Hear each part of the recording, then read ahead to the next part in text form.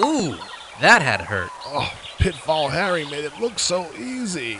Dude, Pitfall Harry was made up of about 32 big blocky pixels. No brain, no pain, you know? Not anymore. Activision has released Pitfall: The Mayan Adventure, its sequel to the classic Atari 2600 game Pitfall. Available earlier this year for SNES and Genesis, the game has been ported to Windows 95. As such, it's the first major release from Microsoft's new OS, and it really puts 95 through its paces. Platform game for Windows 95? Sucks, huh? Actually, no. You mean it doesn't drag along at a snail's pace? Nope. Truth be told, it felt just like playing a DOS game, except it was easier to install, easier to set up, and I could still tell what time it was while playing it. Installing Pitfall is painfully tricky. Step 1. Put the disc in the drive. Step 2. Play the game. That's it? Cool. And you thought that whole autoplay thing was a load of crap. I was wrong, I admit it. Actually, what's even cooler is that tabbed property sheet.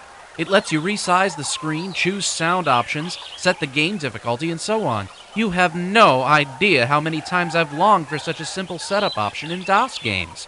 After you've played Hunt the Hotkey a billion times or so, this is pure bliss. What I really liked was the keyboard control. I was expecting it to be really difficult, but then I thought the same thing of Wolfenstein 3D. As it turns out, using the keyboard is no harder than using a gamepad, and I didn't have a case of numb thumb afterwards.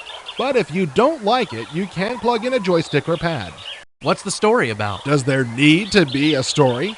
You run around, jump over obstacles, and shoot enemies. There's the story. Okay. You actually play the son of the legendary explorer Pitfall Harry.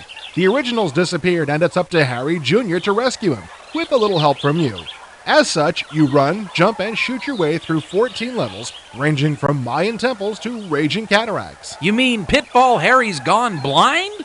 The levels are enormous, featuring numerous vines to climb, zip lines to slide down, waterfalls, flaming things to dodge, spider webs to bounce on, and bungees to spring off of. Lots of bad guys, too, it seems. Crocodiles, skeletons, jaguars, animated images of Mayan warriors, birds, bugs, monkeys. Okay, they get the point. There are also a lot of secret areas, but they're not all that difficult to find, so don't expect to have to replay the game much. The good news is, however, that once you've solved a level, you can return to it at will, thanks to a miraculous invention called a hard drive. Don't you wish your Saturn had one? Whoa, time warp. Yeah, this is one really cool part of the game. There's a place in the Copen Temple where you can warp back to the original Atari 2600 Pitfall, no doubt courtesy of the 2600 emulator featured recently in their 2600 action packs. You don't get that on the Genesis version. All in all, Pitfall is a very pleasant surprise. Platform games, the ones that weren't coin-ops that is, got their start on home computers, then were dominated by the Nintendo set in the late 80s. It's nice to see them returning to their roots. Yeah, let's just hope that future offerings from Activision and other publishers are as high quality as this.